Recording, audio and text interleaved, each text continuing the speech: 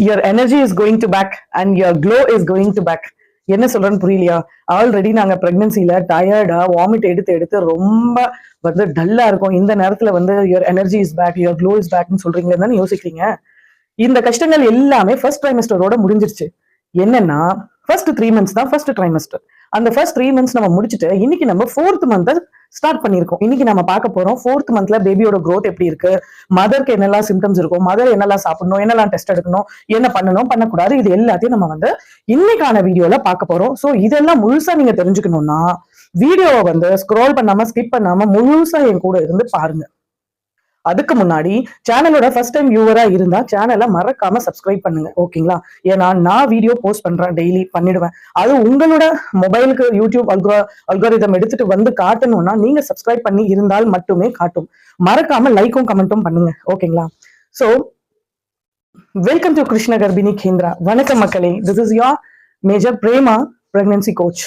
So இன்னைக்கு நாம நம்மளோட பிரெக்னன்சி சீரீஸ்ல 4th month ஓட growth and development pregnancy timeல நம்ம பார்க்க போறோம். சோ இந்த 4th monthல ஆல்ரெடி ஃபர்ஸ்ட் ட்ரைமெஸ்டர்லயே பேபி வந்து மினியேச்சர் ஃபுல்லா பேபியோட உருவம் வந்து உருவாகிடுச்சு. அதோட இன்டர்னல் ஆர்கன்ஸ் எல்லாம் உருவாகி ஃபங்க்ஷனும் ஆக தொடங்கிருச்சு.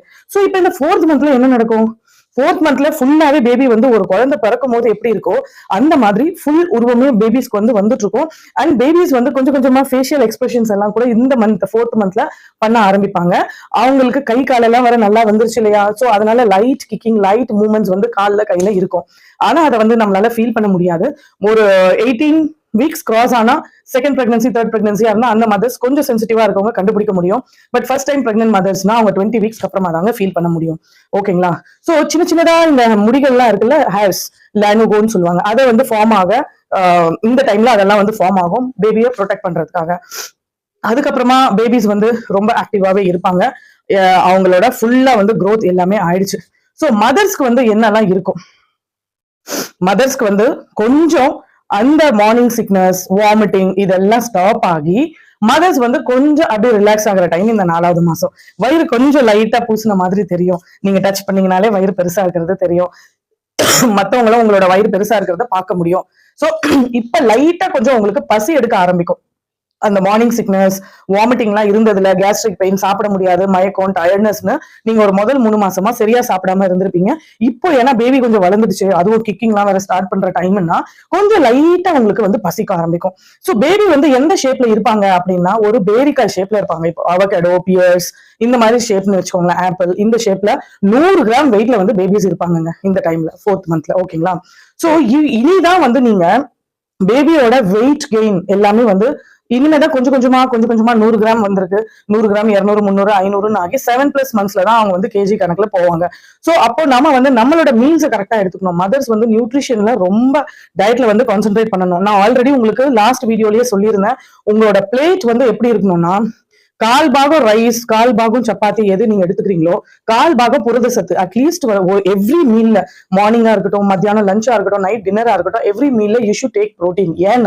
ஏன் வந்து நான் ப்ரோட்டீனை வந்து ரொம்ப அழுத்தி நான் சொல்றேன்னா பேபியோட மசில் மாசே நீங்க சாப்பிடுற ப்ரோட்டீன்ல தான் இருக்கு. மதர்ஸ் நான் வெஜிடேரியனா இருந்தீங்க அப்படின்னா முட்டை மறக்காம தினமும் எடுத்துக்கோங்க. ஏன்னா முட்டையில இருக்க கோலின் பேபியோட மசில் மாஸ், பிரெயின் டெவலப்மெண்ட் எல்லாத்துக்குமே நல்லது. அதே சைவமா இருக்காங்க அப்படின்னா பச்சை பயிறு எடுத்துக்கோங்க. பச்சை பயிறு வந்து ஒரு கிண்ணம் பச்சை பயிறு 4 முட்டைக்கு சமானம், அவ்வளவு புரத சத்து அதுல இருக்கு. சோ நீங்க வந்து தினமும் நான் சொன்ன மாதிரி ஒரு ஃப்ரூட் ஒரு சர்விங் எடுத்துக்கணும். ட்ரை ஃப்ரூட்ஸ் எல்லாமே நீங்க நல்லா சாப்பிடலாம், ஒரு 10 பாதாம் வரைக்கும் சாப்பிடலாம். டேட்ஸ் வந்து பெருசா இப்போ உங்களுக்கு ஹெல்ப் பண்ணாது, இருந்தாலும் ஒரு 1-2 டேட் சாப்பிடலாம். ஏன்னா கெஸ்டேஷனல் டயபெட்டிஸ் அந்த மாதிரி வரக்கூடிய சூழ்நிலைகள் இருக்கு ஒரு சில பேருக்கு. அப்படின்னும் போது அந்த மாதிரி ஃபைண்ட் அவுட் பண்ணிருக்காங்கன்னா அவங்க எல்லாம் டேட் சாப்பிடாம இருக்கிறது நல்லது, ஓகேங்களா? உலர் திராட்சை சாப்பிடலாம், உங்களோட ரத்த சோகை வராம இருக்கும். மெயினா வந்து ஃபிக், அதுக்கப்புறம் வால்நட்ஸ், இதெல்லாம் omega-3 omega-6 ஃபேட்டி ஆசிட்ஸ் இருக்கிறதுனால உங்களுக்கும் பேபிக்குமே 2 பேரோட growth and developmentக்கு ரொம்ப நல்லது. மறக்காம வந்து புரத சத்து தினமும் ஒரு சுண்டல் சாப்பிடுங்க. தினமும் வந்து முழு பருப்பு தானியம் இது எல்லாத்தையும் வந்து சேர்த்துக்கோங்க. தினமும் கீரை, பச்சை காய்கறிகள், ஒரு கீரை, பச்சை காய்கறி, ஒரு பழம், பால், தயிர் சேர்த்துக்கோங்க. தினமும் சாப்பாட்டுல நெய் சேர்த்து சாப்பிடுங்க. இந்த நெய் ஆகப்பட்டது ஹெல்தி ஃபேட்ஸ். இது வந்து உங்களுக்கு சுகப்பிரசவ ஆகுறதுக்கு ரொம்ப உதவியா இருக்குங்க. இது வந்து ஆயுர்வேதத்திலயும் சொல்லப்பட்டிருக்கு, நம்மளோட இந்து சாஸ்திரத்திலயும் சொல்லப்பட்டிருக்கு, ஓகேங்களா? ஸோ மெடிக்கல் ரீதியாகவும் நான் சொல்றேன், சுகப்பிரசவம் ஆகணும் அப்படின்னு நினைக்கிற தாய்மார்கள் தினமும் வந்து சாப்பிடும்போது ஒரு ஸ்பூன் நெய்யை யூஸ் பண்ணிக்கோங்க. இவ்வளவுதாங்க உங்களோட டயட் ஃபுட்ஸ். ஓகேங்களா? மெயினா வந்து உங்களோட டெஸ்ட் வந்து எதனா எடுப்பாங்கன்னா, ரொட்டீன் ஹீமோகுளோபின் டெஸ்ட் உங்களுக்கு டாக்டர்ஸ் விசிட்ல பாக்குறது, உங்களோட ஹெச்பி எவ்வளவு இருக்குன்னு பார்க்கலாம். பேபியோட ஹார்ட் பீட் செக் பண்ணுவாங்க. அதுக்கப்புறம் பேபிக்கு இப்ப 4th மந்த்ல எந்த ஸ்கேனும் இல்ல, 5th மந்த்ல தான் அனாமலி ஸ்கேன் பண்ணுவாங்க. அதுக்கப்புறமா மெயின் விஷயம் இந்த 4வது மாசத்துல என்ன அப்படின்னா, மதருக்கு வந்து டெட்டனஸ் டாக்சைட் டிடி அப்படிங்கிற தடுப்பூசி வந்து போடுவாங்க. அது 1 மாசம் விட்டு 1 மாசம் கேப்ல ஸ்டார்ட் பண்ணுவாங்க. இந்த 4th மந்த் அந்த டிடி இன்ஜெக்ஷனை மறக்காம போட்டுக்கோங்க. ஏன்னா ஃபியூச்சர்ல எந்த ஒரு இன்ஃபெக்ஷன்ஸும் உங்களை வந்து தாக்காம இருக்கிறதுக்காக ஒரு ப்ரொடெக்டிவ் பேரியரா இந்த டிடி இன்ஜெக்ஷன் போடுறாங்க. அதுக்கப்புறமா வந்து மைல்டு எக்ஸசைசஸ் எல்லாம் நீங்க இந்த டைம்ல செய்ய ஆரம்பிக்கலாம். ஏன்னா நீங்க அந்த குரூஷியல் பீரியட் ஃபர்ஸ்ட் ட்ரைமஸ்டரை முடிச்சு செகண்ட் ட்ரைமஸ்டரை நீங்க ஸ்டார்ட் பண்றீங்க இந்த 4வது மாசம் 13வது வாரத்துல இருந்து 16 வாரம் வரைக்கும். ஸோ இப்ப நீங்க வாக் பண்ணலாம், மைல்டு ப்ரீநேட்டல்ஸ் யோகாஸ் பண்ணலாம், ஸ்ட்ரெச்சிங்ஸ் பண்ணலாம்.